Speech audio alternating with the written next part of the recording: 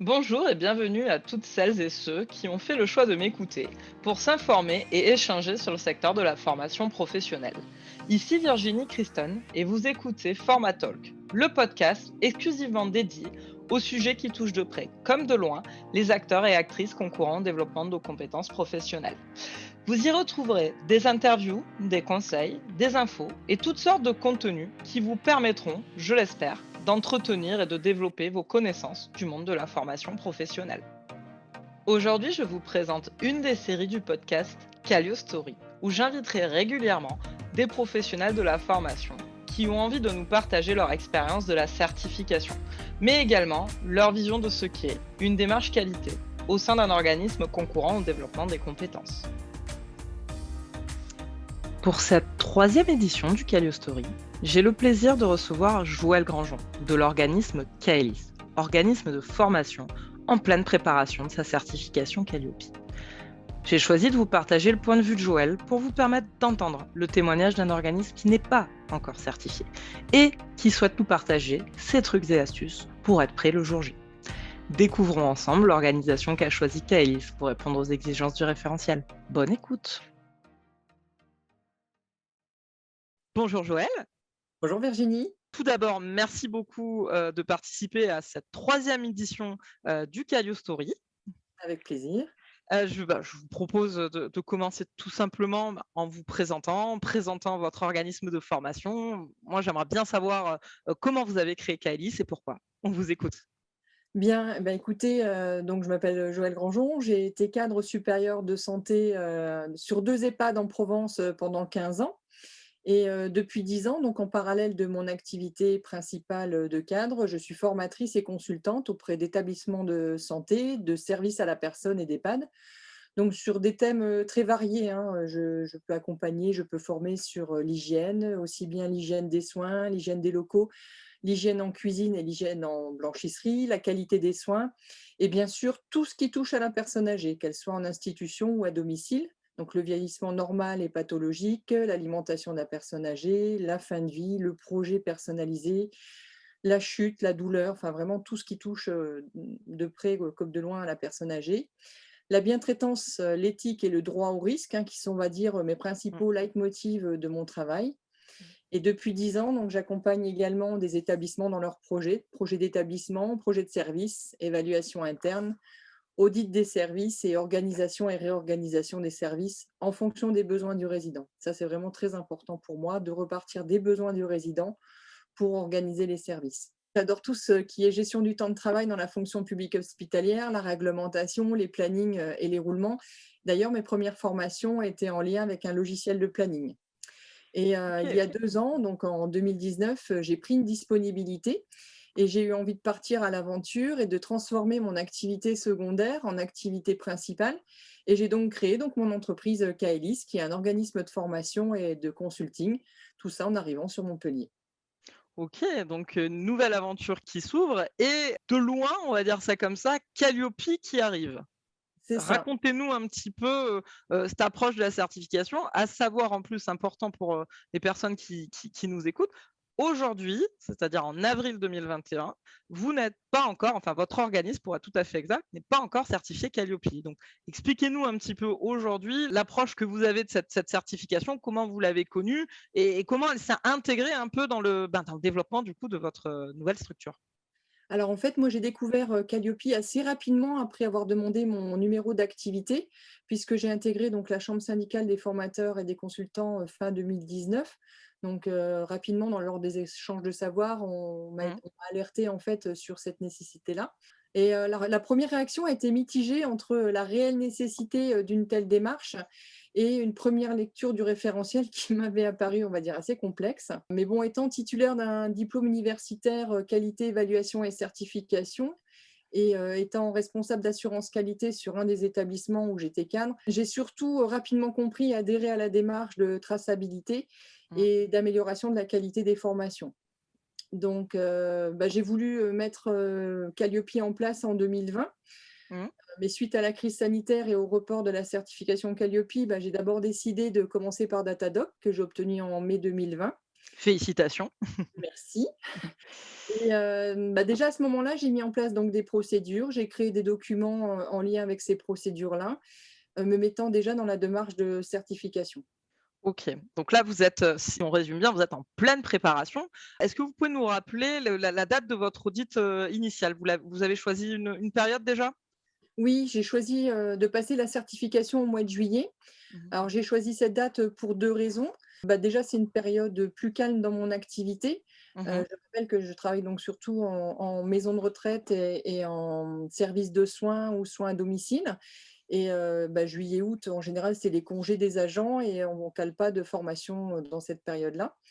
Et la deuxième raison est que je souhaite que l'alternante que j'ai recrutée en décembre soit présente. Elle est là jusque fin août, Mmh. pour qu'elle puisse voir, comment se passe un audit et connaître, Calliope.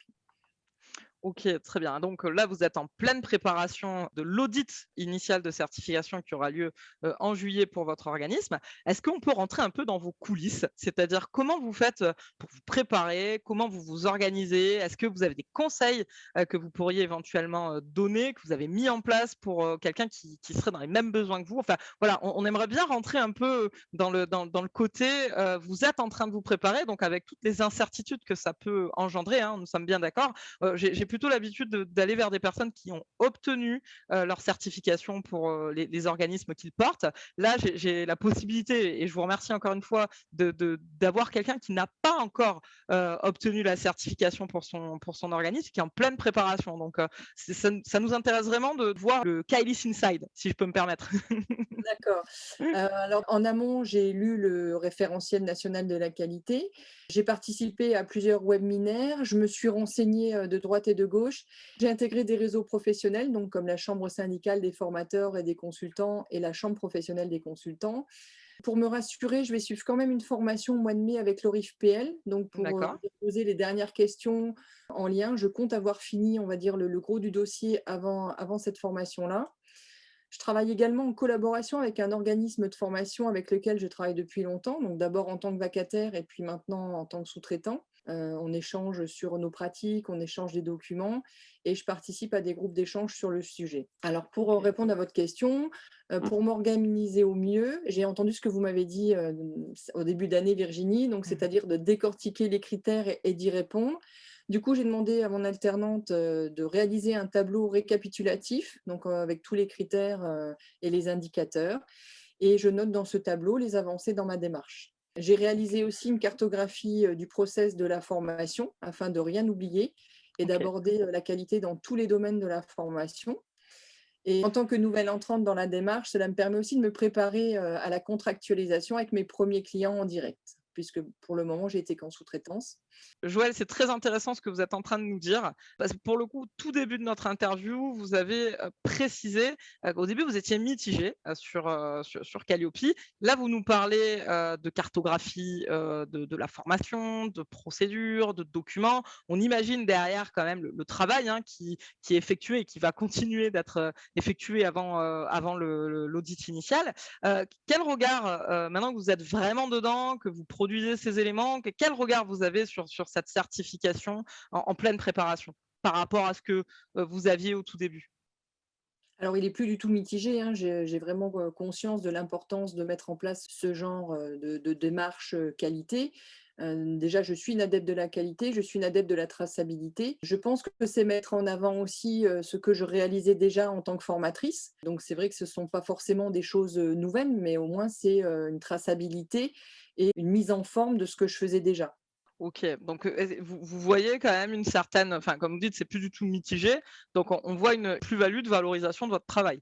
Ah tout à fait et puis, comme je disais à l'instant, c'est vrai que ça me permet de me préparer à la contractualisation. C'est un domaine que j'avais pas du tout abordé, j'avais pas encore envisagé ça dans mes futures relations avec les clients. J'avais envisagé beaucoup de choses, mais pas ça et ça me permet vraiment d'être prête, pour démarrer les premiers clients en direct.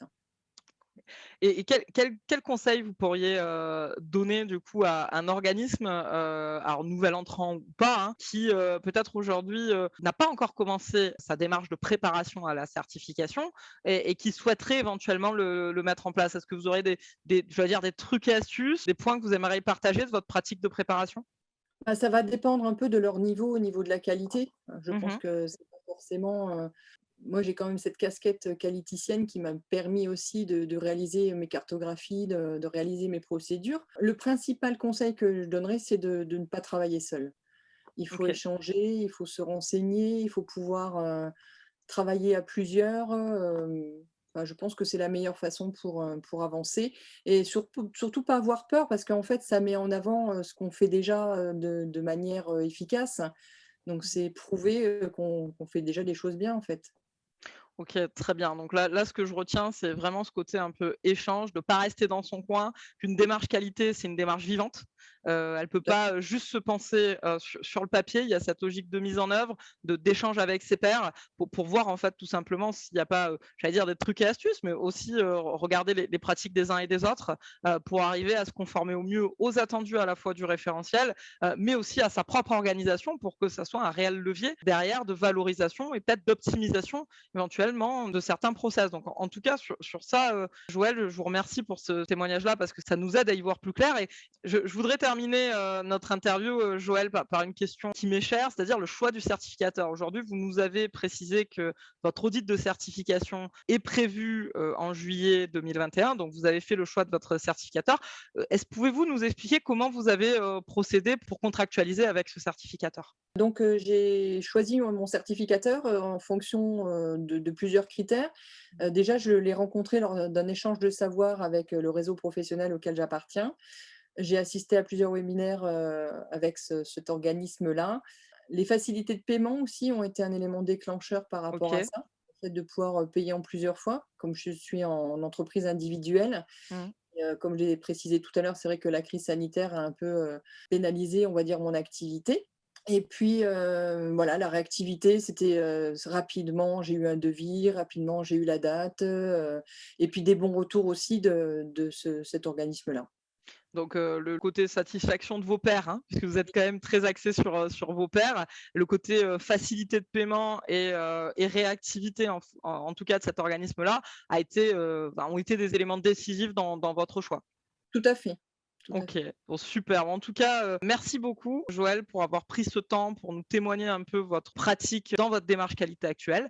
Nous avons plus qu'à vous souhaiter du succès dans cette démarche-là et je suis sûre un audit de certification en juillet qui va se réaliser à merveille. Je n'en doute pas. En tout cas, on suivra ça de près. J'espère que vous nous donnerez des nouvelles de votre conduite d'audit. Pourquoi pas un nouvel échange sur comment ça s'est passé. Vous l'avez préparé et là, vous l'avez passé. Est-ce que c'est comme ça que vous l'aviez imaginé? Comment vous avez appréhendé? Est-ce que vous étiez stressé ou pas? Ça pourrait être intéressant de faire le avant-après. Qu'est-ce que vous en pensez? Avec plaisir, Virginie, avec Bon, plaisir.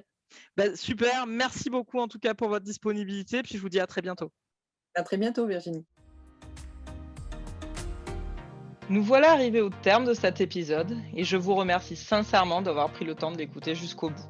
J'espère qu'il vous a plu et qu'il contribuera à vous projeter davantage vers de nouveaux projets. Si vous avez aimé, je vous invite à en parler autour de vous et à rester connecté à nos dernières actualités. Vous souhaitez en savoir plus sur nous?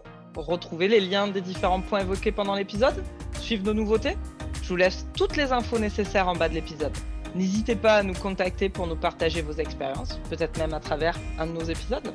Dans tous les cas, ce sera un plaisir de vous retrouver très prochainement pour de nouvelles aventures avec notre podcast Format Talk.